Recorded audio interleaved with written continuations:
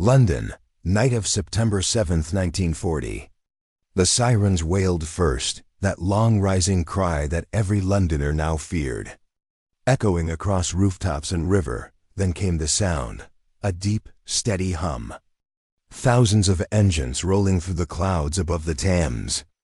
Searchlights stabbed at the night sky, beams slicing through drifting smoke. Moments later, the first wave arrived. Heinkel and Dornier bombers swept in low, their bellies glowing red as they released their cargo. Explosions rolled across the East End like thunder, warehouses burst into flame, gas mains erupted, and the black waters of the Thames shimmered in fire like dock cranes twisted in the heat. From underground shelters, families listened to the city tremble, every blast a question of survival above. Firefighters raced toward the inferno, water hoses snapping under the heat. It was the first great night of what the world would come to know as the Blitz. A campaign of fire, steel, and terror. Hitler's attempt to break the heart of Britain from the sky. But instead, that night would ignite something far stronger than fear. Something that would burn through the darkness of war itself. Europe, summer 1940. The map of the continent had turned black with the swastika. In a matter of weeks, Adolf Hitler's armies had done what Germany failed to do in 4 years of the First World War, conquer nearly all of Western Europe. Poland, Norway, Denmark, Belgium, the Netherlands, and finally France, all had fallen beneath the rapid, brutal precision of Blitzkrieg. On June 22, 1940, France signed its armistice. The German flag rose over Paris. The Wehrmacht looked westward now, across the gray waters of the English Channel, toward the last free nation of Europe. For Britain, this was the moment of isolation. The evacuation from Dunkirk had saved more than 300,000 British and Allied soldiers. But their heavy equipment, tanks, guns, vehicles had been left behind. Britain's army was a shell. Hastily rearmed, its strength more symbolic than material.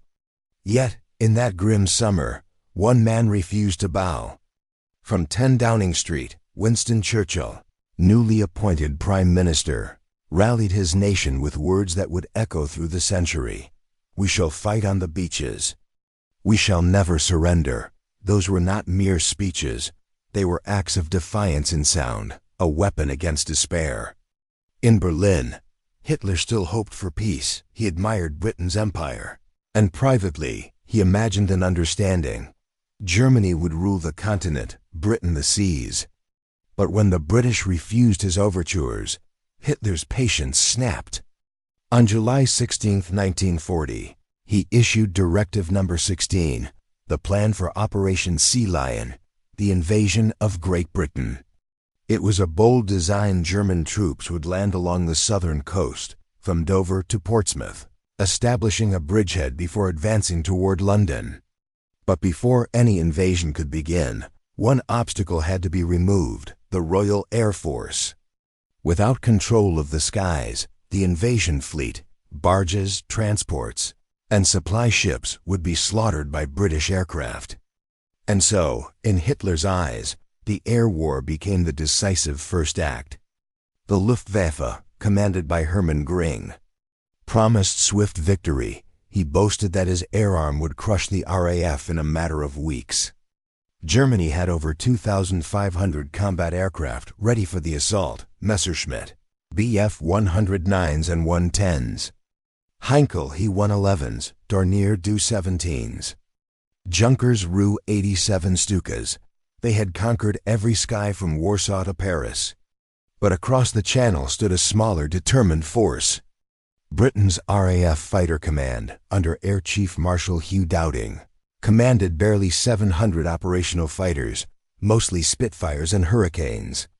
They were outnumbered, yet they had something the Luftwaffe did not: a network of early warning radar stations known as chain home, and a meticulously organized command system that could direct fighters to intercept incoming raids with remarkable speed. In July 1940, the air battle began. What history would later call the Battle of Britain was, at its heart, a test of endurance, technology, tactics, and human resolve. At first, German bombers focused on British shipping in the Channel and airfields along the southern coast. Dogfights erupted daily over Kent and Sussex, the hellfire corner of England. Fighter pilots, many barely in their 20s, fought, died, and became legends in the process. They called themselves the Few. Churchill would immortalize them in his most famous words: "Never in the field of human conflict was so much owed by so many to so few." By late August, however, the situation hung in the balance. The RAF was exhausted, its airfields battered, fuel depots burning. The Luftwaffe's raids were growing larger, deeper. Then, on the night of August 24th, a German bomber squadron, lost in the dark, accidentally dropped bombs on central London, the first attack on the city itself. In retaliation, Churchill ordered a raid on Berlin. The bombs caused little damage, but they wounded Hitler's pride. Furious, Hitler changed strategy. He would stop targeting airfields and radar sites. Instead, he would strike the heart of Britain, its cities, its civilians, its capital. He would burn London until the British begged for peace. That decision would prove one of the most critical and costly miscalculations of the entire war. For when the bombs began to fall on the cities, something changed within the British people themselves. Fear hardened into unity. The air war that began as a military campaign was about to become a test of national soul. And on September 7, 1940, that test began. September 1940. The days had grown shorter. The skies over the English Channel, once filled with summer light, were now gray with storm clouds and smoke. Every morning, people of southern England looked upward, listening for that familiar distant hum. The Battle of Britain had entered its deadliest phase. For 2 months, the Luftwaffe had struck at radar masts, airfields, and aircraft factories. The intent was clear: destroy fighter command before it could recover. But the RAF refused to die. Despite mounting losses, the network Dowding had built radar, ground control, observer corps, held the line. The system worked like a living organism, detecting enemy formations as they crossed the coast, scrambling fighters to meet them head-on. The German command was growing impatient, frustrated by the RAF's resilience, convinced Hitler that bombing the cities would crush morale and draw the British fighters into a final, decisive battle over London. It was a fatal misunderstanding of Britain's spirit. On September 7th, nearly 350 German bombers, escorted by 600 fighters, crossed the Channel. Their target, the docks of London's East End, the beating industrial heart of the city. From 4 p.m. until well into the night, the German waves came in succession. The sky turned black with smoke. Fuel tanks at the Thames wharves exploded like volcanoes, painting the river in fire. Thousands of civilians fled to underground stations as their streets vanished beneath flame and rubble. For the first time, the German bombs had found London, and for the next 57 consecutive nights, they would keep coming. This was the Blitz, Hitler's air war against Britain. Strategically, it was meant to accomplish several things. First, to cripple Britain's industrial output, the docks, railways, and factories that powered its war effort. Second, to break the morale of the population, forcing the government to sue for peace. And third, to set the stage for a renewed invasion attempt should the RAF finally collapse. But none of those goals were achieved. Instead, the campaign revealed the limits of air power and the power of human endurance. The British government immediately responded with a program of civil defense. The air raid precautions, ARP wardens enforced blackout regulations, guided civilians to shelters, and pulled survivors from wreckage. The London Fire Brigade became a frontline army in its own right, fighting not soldiers, but burning buildings, collapsing walls, and the deadly rain of incendiaries. By night, the city seemed almost calm from above, dark, quiet, unseen until the next wave arrived by day. Londoners swept glass from their streets, patched windows with cardboard, and went back to work as if defiance itself were their duty. Meanwhile, in the air, the RAF adapted. The German bombers now came mostly at night. Beyond the reach of radar interception, British night fighter units struggled to engage them. The technology for nocturnal combat was still primitive. Pilots navigated by moonlight and luck. But as September turned to October, the Luftwaffe began to suffer. Constant losses, fatigue, and the sheer resilience of the British people turned Gring's confident boasts into quiet frustration.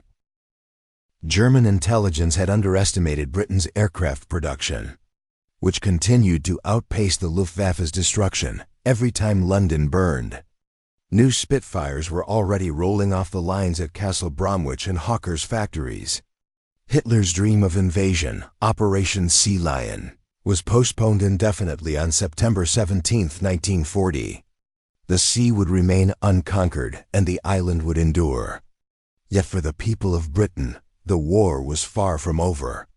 What began as an air battle between pilots had transformed into a nightly struggle for survival between bombers and civilians. And as winter approached, the bombing campaign deepened. Coventry, Birmingham, Liverpool, and Manchester would soon share London's fate.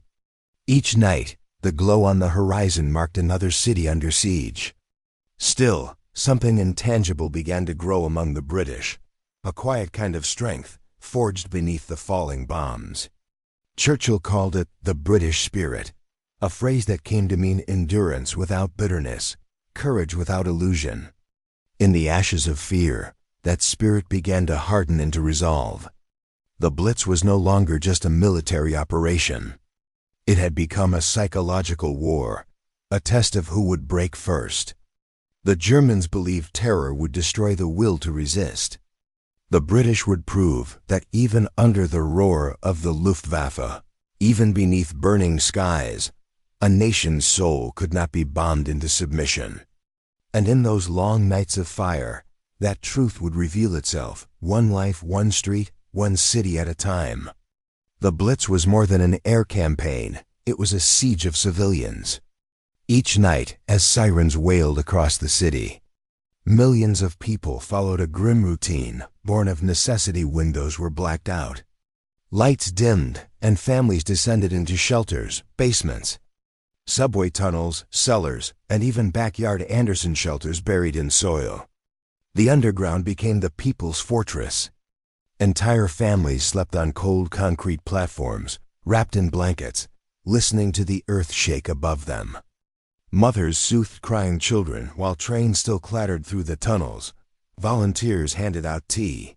Nurses tended the injured, and people played cards or sang softly to drown out the explosions. London's East End suffered worse, packed with dockworkers and warehouses. It was a magnet for German bombers by dawn. Whole streets lay flattened, brick dust in the air. Water mains ruptured, flames flickering through broken windows. And yet, amid the devastation, life continued. Milkmen delivered bottles along cratered streets. Buses resumed their routes by morning newspapers. Still printed headlines even when their presses were running off emergency generators. This persistence, small, stubborn acts of normalcy, became the true heart of Britain's defense. The government called it keeping morale. The people simply called it getting on with it. In those months, every Londoner carried the war within their own walls. Shelters flooded, ration books grew thinner, and funerals became daily ceremonies. But from this shared endurance came a unity Britain had not known before class barriers blurred. The wealthy slept beside laborers in the same underground stations for a few terrible months. The war made everyone equal. Photographs from the period capture this defiance. Children playing amid rubble, women hanging laundry between bombed-out walls, men sweeping glass from doorsteps as if tidying up after a storm. The Blitz was meant to break Britain's will. Instead, it bound its people together in a single act of resistance, not with guns, but with spirit. Above the sleeping city, a very different war unfolded. The air defense of Britain during the Blitz was one of the most complex operations of the entire war. a constant struggle between innovation and destruction. The Germans had shifted to night raids to avoid RAF fighters, turning the skies into an invisible battlefield. The British radar system, Chain Home, could detect approaching bombers over the channel. But once they crossed the coast, tracking them in darkness became nearly impossible. At this stage, night fighting was a crude science. RAF pilots flew Bristol Blenheims or Defiance, guided only by radio direction and the occasional flicker of moonlight on an enemy fuselage. Many never even saw the bombers they chased. Searchlights swept the sky in pale white beams, their operators working in coordination with anti-aircraft batteries below when a beam caught a bomber. The guns roared to life, a chain of explosions marking invisible lines of defense. But accuracy was poor, and for every bomber shot down, dozens more reached their targets. The Luftwaffe developed new tactics too. Their bombers flew in tight formations, using a navigation system called Nicobine, two intersecting radio beams that guided them to precise targets. The British quickly countered with bent beams, electronic interference that distorted the signals, sending German aircraft off course. It was an early form of electronic warfare, a battle of invisible frequencies fought above a sleeping world. As the months dragged on, both sides adapted. The RAF began deploying night fighter units equipped with the first airborne radar, AIMK-4. It allowed pilots to home in on bombers through darkness and cloud. Success was limited, but it marked the dawn of a new era in aerial combat. Meanwhile, on the ground, the city became part of the defense. Barrage balloons floated over London, steel cables dangling beneath them to deter low-flying attackers. Searchlight crews worked through exhaustion, tracking shadows across the sky. Anti-aircraft gunners fired until their ears rang and their hands blistered from recoil.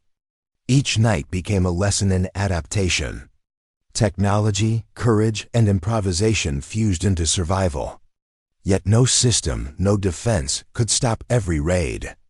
By morning, the cost was always measured in rubble and silence. Streets that had existed the day before were gone. Still, the RAF never yielded the air completely. Even at night, even when blind and battered, they remained the thin shield between Britain and annihilation. As winter descended, the rhythm of war became routine. Sirens, explosions, smoke, dawn, the city burned, healed, and waited for night to fall again. But what neither Hitler nor Göring understood was that this endurance, this ability to adapt and continue, was transforming the British character itself. Every air raid, every night spent underground, was forging something that bombs could not touch: unity, identity, defiance. And as the bombs fell, that unseen strength began to shine brighter than the fires above the Thames. The Blitz was a duel of invention. Every night, the sky over Britain became a laboratory of fire, where technology, both crude and cutting-edge, determined who lived and who burned. The Luftwaffe's arsenal was formidable. Its mainstay bombers, the Heinkel He-111, Dornier Du-17, and Junkers Ru-88, had carried Germany's blitzkrieg across Europe. They were fast, reliable, and deadly precise when flown by experienced crews. Each could carry up to 2 tons of bombs, and when hundreds flew together, the effect was apocalyptic. They dropped high explosives first, to tear open roofs and shatter water mains, followed by incendiaries, small magnesium and phosphorus sticks that set entire districts ablaze. It was a science of destruction, perfected through experience in Warsaw, Rotterdam, and Guernica. Yet, the German aircraft were not invincible. The Heinkel and Dornier lacked heavy defensive armament and were slow compared to British fighters once daylight raids became too costly. Göring's bombers shifted to the cover of night, but even then, the British found ways to resist. Britain's defense was built on a fragile web of technology and organization, the Chain Home radar network, stretching along the coast from Scotland to the Isle of Wight, was the first of its kind in the world, Each station could detect aircraft over 100 miles away, giving precious minutes of warning. Then came the observer corps, men and women stationed in fields and on rooftops, tracking bombers by eye and ear, phoning reports to fighter command. Their human observations filled the gaps where radar faded. Underground, the command rooms of the RAF were alive with movement, maps covered in colored markers, telephones ringing. Women of the WAF, Women's Auxiliary Air Force, relaying coordinates as squadron controllers plotted interceptions. This orchestration of data, voices, and machines turned chaos into defense. Even when the raids moved to nighttime, the innovation did not stop. British engineers experimented with sound detectors, radar-guided searchlights, and airborne radar, paving the way for modern electronic warfare. Every invention was born from urgency, every improvement from desperation. And by the end of 1940, Britain had not only survived technologically, it had advanced. Wars are shaped as much by the minds behind them as by the machines that fight them. And in the story of the Blitz, leadership, or its absence, determined the fate of nations. At the top of the German hierarchy stood Adolf Hitler, impatient. Increasingly detached from military reality, his initial strategy had been rational: destroy the RAF, then invade. But after the first British bombs fell on Berlin, pride replaced logic. His decision to shift focus from airfields to cities gave the RAF a crucial reprieve: time to repair, regroup, and survive. Below him, Erman Gring, once the ace pilot of the First World War, commanded the Luftwaffe with arrogance and complacency. He assured Hitler that Britain would fall within weeks. But Gring's leadership was riddled with vanity. He underestimated the British radar system, failed to coordinate between bomber and fighter units, and dismissed intelligence that contradicted his expectations. By winter, the Luftwaffe's pilots were exhausted, and Gring's confidence had collapsed into excuses. On the other side stood Winston Churchill, perhaps Hitler's polar opposite. Where Hitler ruled by fear, Churchill led by defiance. He walked through bombed districts in his coat and hat, waving to civilians covered in dust, his presence alone lifting morale.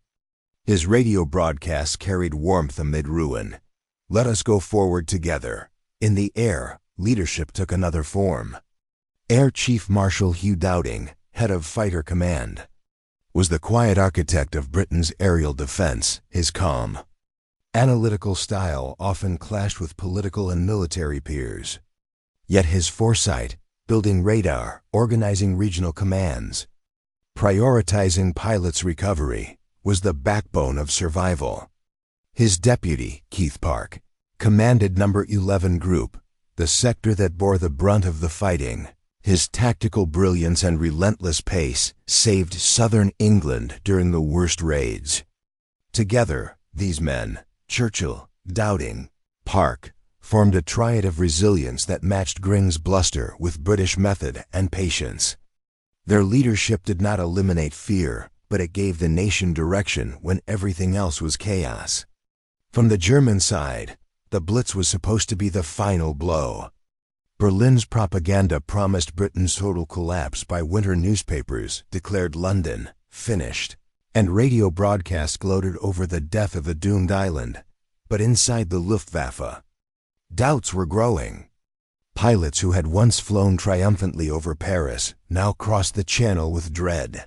Britain was far more prepared than expected. Anti-aircraft fire thickened nightly, and British fighters still appeared when least expected. The night missions were grueling crews navigated by stars or primitive radio beams, flying through flak, fog, and freezing air. Many never returned, lost at sea, out of fuel, or shot down over burning cities. Even when they succeeded in bombing London, the results baffled them.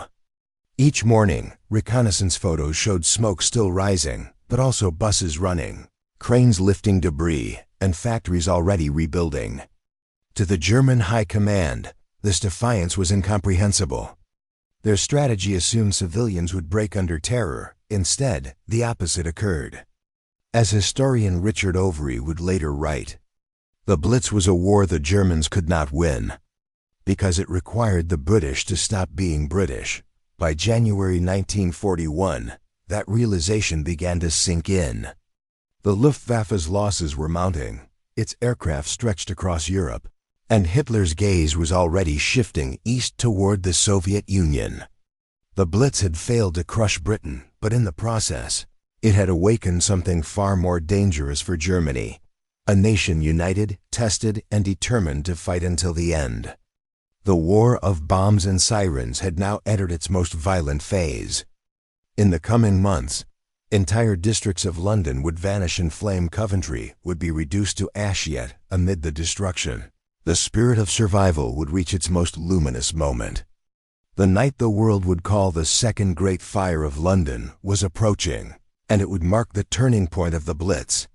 London, night of December 29, 1940. The city was quiet at dusk, the air still and cold after a hard frost. Then, just after 6 o'clock, the sirens began to rise, that long ghostly wail that meant the sky itself was about to fall. From the southeast, they came hundreds of bombers, flying low through the winter clouds. Their formation stretched for miles, a black tide rolling toward the heart of London. The first explosion struck near the Thames, the Pool of London. Cannon Street, Southwark. Within minutes, the entire district was ablaze. By night's end, more than 24,000 incendiaries and 100,000 high-explosive bombs would rain down on the capital. This was not just another raid. It was the most concentrated assault of the Blitz, a firestorm that would come to be remembered as the Second Great Fire of London. The target was the City of London, the old medieval center, narrow streets, ancient buildings, and warehouses packed with timber, oil, and paper. It was a perfect fuel source. As the first bombs hit, the fires spread faster than the firefighters could respond. The water mains burst almost immediately, the pressure dropped, hoses sputtered, and the hydrants went dry. Fire crews resorted to using the Thames itself, pumping directly from the river, even as bombs exploded around them. Winds rose, feeding the flames. The fire leapt from street to street, one building igniting the next in a chain of combustion. Whole blocks vanished in minutes. Eyewitnesses later described the scene as a furnace of light, the air filled with sparks, ashes, and the roar of collapsing roofs. From St. Paul's Cathedral, smoke poured upward into the orange sky. Inside, firefighters and volunteers struggled to save it, knowing what the building meant to London's spirit. One bomb pierced the dome, lodging in the stone gallery. If it detonated, the cathedral would be lost. A bomb disposal team climbed through the burning debris and defused it by hand, tossing the still-hot casing out onto the street. By dawn, St. Paul's stood untouched amid a sea of ruin. A single photograph would capture it, the great white dome rising through smoke and flame. A silent symbol of defiance, it would become one of the most iconic images of the Second World War. Everywhere else, the destruction was beyond imagination. 8 of the city's 10 largest churches were destroyed. The Guildhall burned, its roof crashing down after 5 centuries. The offices of dozens of newspapers, banks, and trading firms vanished overnight. Yet, amid the ruin, London's will did not break. Firemen worked until they collapsed from exhaustion. Clergymen carried priceless manuscripts from burning libraries. Volunteers formed human chains, passing buckets from hand to hand, even as bombers circled overhead for their second and third runs. In the underground shelters, people prayed, sang, or simply waited, faces lit by the dull red glow that filtered through ventilation shafts. When the all-clear finally sounded at 6 a.m., the city they emerged into was unrecognizable. Smoke still hung over the Thames. Streets were coated in white ash, as if winter had come overnight. The air reeked of wet brick, cordite, and burning timber. But in the center of it all, St. Paul's dome caught the first light of dawn. Newspapers the next morning declared, "St. Paul survives, London lives." For a weary, battered nation, it was more than symbolism. It was proof that some things, faith, courage, identity, could survive any fire. Strategically, the raid was devastating but meaningless. The German bombers had destroyed buildings, but not Britain's resolve. Factories in the suburbs continued production within days. Telephones, mail, and even the stock exchange resumed service under emergency conditions. To Gring, the results looked impressive on a map of damage. But to the people who walked those streets, the effect was the opposite of what Berlin intended. The fires had burned away fear. What remained was endurance, stripped, raw, and unyielding. This was the moment the Blitz reached its turning point. Hitler could burn the city, but he could not burn its people. And as the flames of London faded into smoke, the tide of war itself began to shift. For soon, the bombers that once ruled the British night would face new dangers in the dark skies. Britain's night fighter squadrons were learning, its technology evolving. And far to the east, Hitler's gaze was beginning to wander toward a far greater gamble, one that would change the course of the entire war.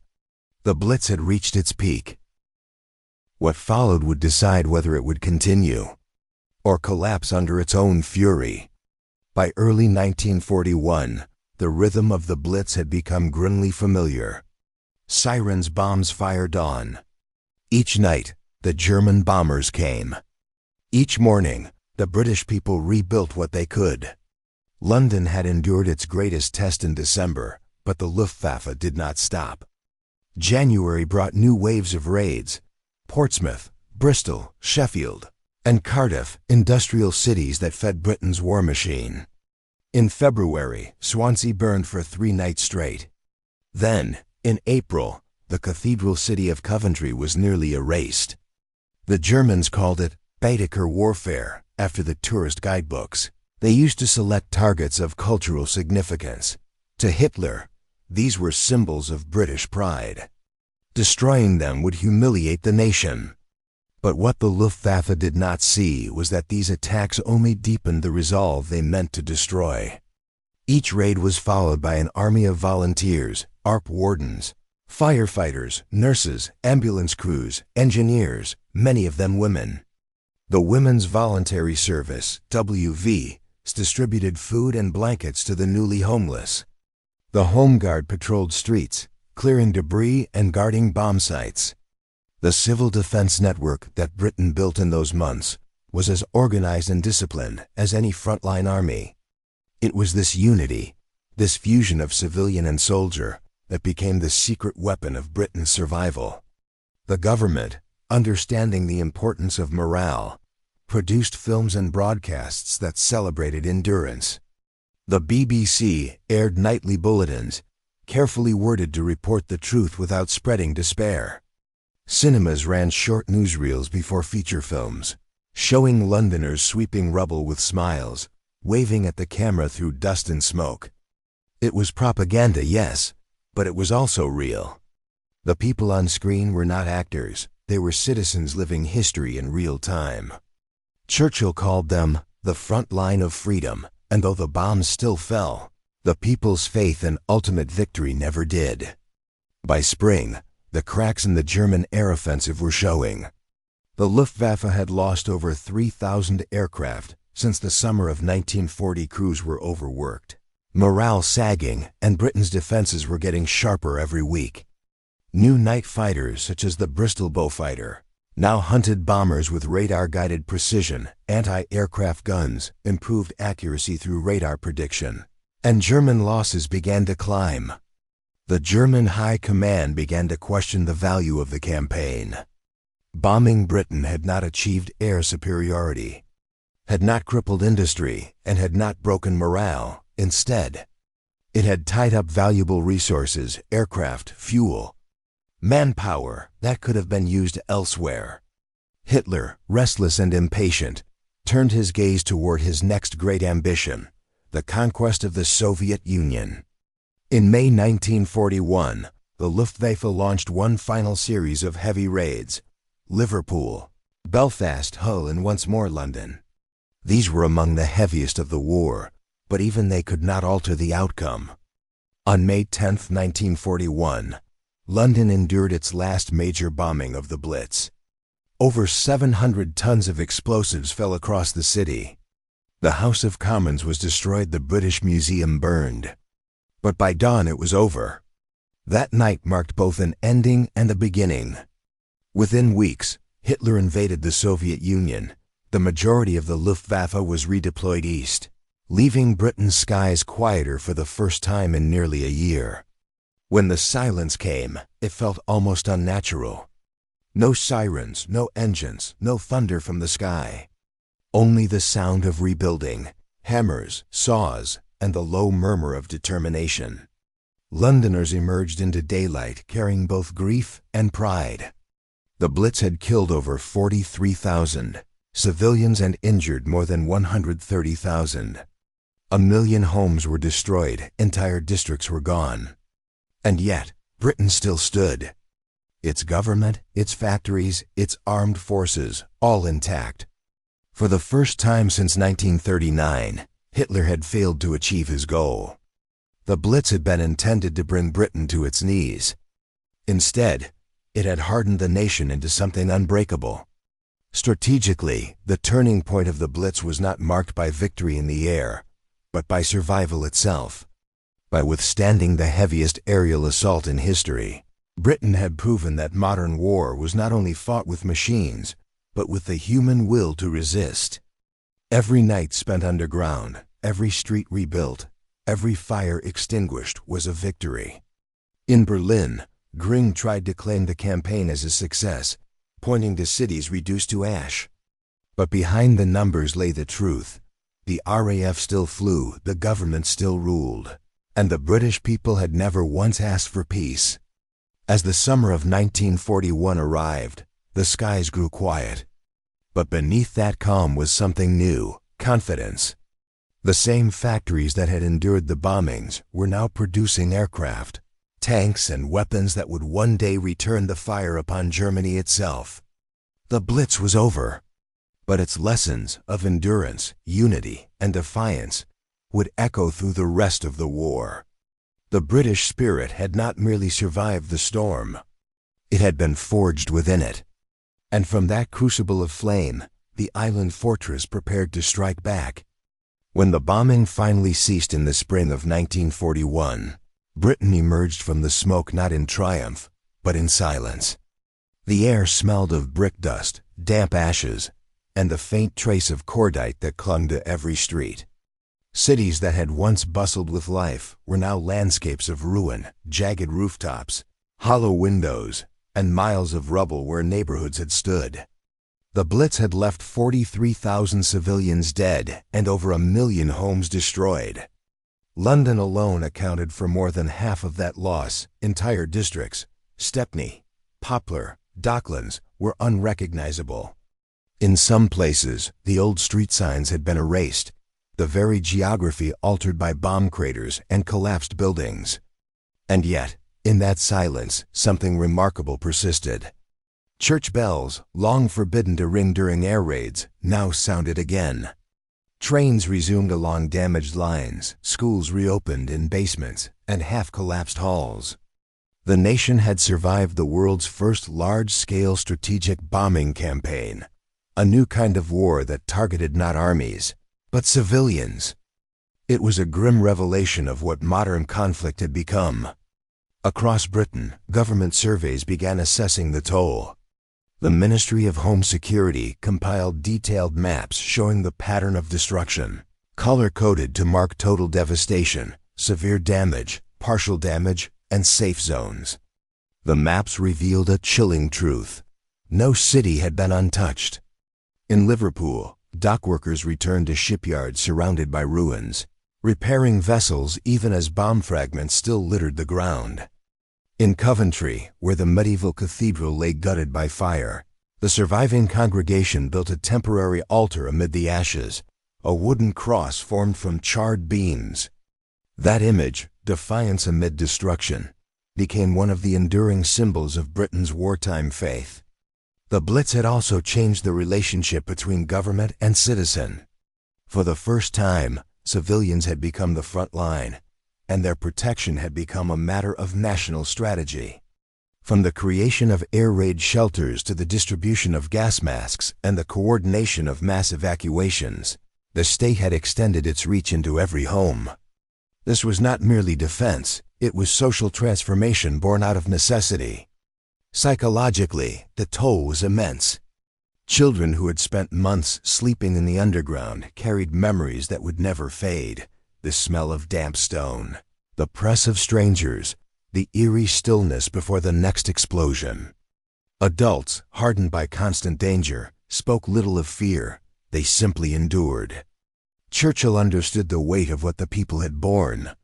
In one of his post-Blitz addresses he said, "These cruel, wanton, indiscriminate bombings of London are, of course, a part of Hitler's plan to break the spirit of the British nation. But he has miscalculated. The lights have gone out in many homes. But the light of freedom burns all the brighter. It was not rhetoric, it was truth." By 1941, that freedom had survived something unprecedented, a sustained attempt to bomb a modern nation into submission. And while the human cost was staggering, the strategic result was clear. Hitler had failed to destroy Britain's will to fight. The Blitz also altered the global perception of the war. American journalists such as Edward R. Murrow broadcast nightly from London, describing the raids in vivid, measured tones. His phrase, "This is London," became a call to attention for audiences across the Atlantic. Those reports stirred sympathy and admiration in the United States, where public opinion was still divided on whether to intervene in the war. Many Americans saw in Britain's ordeal a mirror of their own potential fate, should tyranny go unchecked. In Washington, President Roosevelt began sending more aid under the Lend-Lease Act, ensuring that British factories stayed operational and that Spitfires, radar sets, and anti-aircraft guns continued to roll out even as the ruins smoldered. The Blitz, therefore, did more than test Britain's endurance. It helped secure the alliance that would later win the war. Yet beneath all the geopolitics and strategy, there was the quiet grief of ordinary lives. Families torn apart, children evacuated, homes forever lost. Each street had its own story, some told, most not. And as the months passed and the rubble was cleared, the scars of the Blitz became part of Britain's identity. Out of destruction came resilience. Out of loss came unity. And out of that unity, a new kind of Britain was born, one that believed, more than ever, in its capacity to stand alone if it must. By the summer of 1941, the nightly sirens had grown rare. Londoners still flinched at the sound of distant engines, but the great raids were over. In their place came a quieter battle, one fought not with bombs, but with bricks, steel, and spirit. The rebuilding of Britain began before the smoke had even cleared. Temporary housing sprang up on bomb sites. The Ministry of Works issued prefabricated shelters and utility furniture to families who had lost everything. The National Fire Service, born out of necessity during the raids, became a permanent part of Britain's civil defense structure. But the most powerful rebuilding happened not in architecture. It happened in the national psyche. The people who had lived through the Blitz were no longer the same as those who had entered it. They had seen what total war meant and survived it. The shared suffering had erased barriers of class and wealth, binding the nation together in a way no political speech ever could. Sociologists later called it the People's War, because for once, every citizen, rich or poor, city or countryside, had carried the same burden. The Duchess and the dockworker, the child in the East End and the clerk in Westminster, all had slept in the underground, all had watched the sky burn. The war had, in a strange way, equalized Britain. And that sense of shared endurance would shape the country long after the bombs stopped falling. Many historians trace the origins of the post-war welfare state: free health care, housing reform, education for all, back to the spirit forged in the Blitz. In those months of darkness, people had learned what it meant to rely on one another. They would not forget it when peace returned. For the military, the Blitz also provided vital lessons. The Royal Air Force studied every raid, analyzing the failures and successes of Britain's air defense. Out of those studies came new strategies, better radar systems, improved coordination between night fighters and searchlights, and the birth of electronic countermeasures. These advances would later allow the RAF to take the war back to Germany in the night raids over Hamburg, Cologne, and Berlin. In a grim symmetry, the tactics learned under fire in 1940-41 became the foundation of Britain's own bombing campaign against the Reich. The war that had begun with Britain under bombardment would end with the Luftwaffe crippled, and German cities facing the same devastation their bombers once unleashed. Meanwhile, in the hearts of those who endured, memory and meaning intertwined. Every Londoner could recall a particular night, a noise, a light, a smell that would never leave them. For some, it was the roar of a Vickers gun on a nearby rooftop. For others, it was the faint glow of burning paper drifting through the air like snow. The Blitz spirit, once born of necessity, became something almost sacred, the quiet belief that courage could be ordinary, that heroism could live in the act of enduring. When Queen Elizabeth, the Queen Mother, visited bombed-out neighborhoods, she famously said, "I am glad we have been bombed. It makes me feel I can look the East End in the face." Her words captured a truth few could express. That shared pain had erased the distance between ruler and ruled. In the long years that followed, the Blitz would become a defining chapter of British memory. It was taught in schools, depicted in films, and spoken of in families as proof that resilience could outlast fear. But in the moment itself, in those first months after the bombing, it was not myth or legend. It was exhaustion, hunger, grief. And still, through all of it, an unyielding will to carry on. That will would soon face new tests. The U-boat war in the Atlantic, the desert battles in North Africa, the siege of Malta, and eventually, the invasion of Normandy. But through every trial, the memory of the Blitz would remain the touchstone, proof that Britain could survive anything. When Churchill later looked back on 1940, he called it our finest hour. But it was more than that. It was proof that an island, isolated and outgunned, could stand against tyranny not with overwhelming force, but with unbreakable faith. And in that faith, the future was forged. The Blitz did not win or lose the Second World War, but it decided something far greater, the kind of world that would emerge when it was over. In 1940, Britain stood alone. No army could have matched the might of the Luftwaffe. No fortress could have withstood nightly fire from the sky. Yet the endurance of a people, their refusal to yield, to despair, to break, proved stronger than any weapon Hitler could build. For months, the world watched an island burn and refused to die. And in that defiance, something changed. The Blitz showed that total war could not destroy a nation's soul. It revealed that courage could live not only on battlefields, but in kitchens, in cellars, in underground tunnels where mothers sang to calm their children as the walls shook around them. It redefined heroism from the pilot in the Spitfire to the nurse carrying a stretcher through falling glass. From the firefighter walking into flame to the child who woke to find her street gone, yet still smiled at dawn. In the years that followed, Britain would rise from its ruins. New homes replaced the wreckage, new industries rose from the ashes. And the same determination that had endured the Blitz would fuel the rebuilding of an entire nation. The scars never vanished, not from the skyline, nor from the hearts of those who lived through it. But neither did the pride. Every memorial, every preserved bomb site, every siren still remembered is a quiet reminder of what it meant to stand together when the world was falling apart. History often remembers the great victories, D-Day, El Alamein, Stalingrad. But sometimes, survival itself is the victory. The Blitz was such a moment. It was not conquest or glory, it was endurance made sacred by suffering. And in that endurance, the people of Britain did something no bomb could destroy. They proved that freedom, once threatened, could still burn brighter than any fire that sought to extinguish it.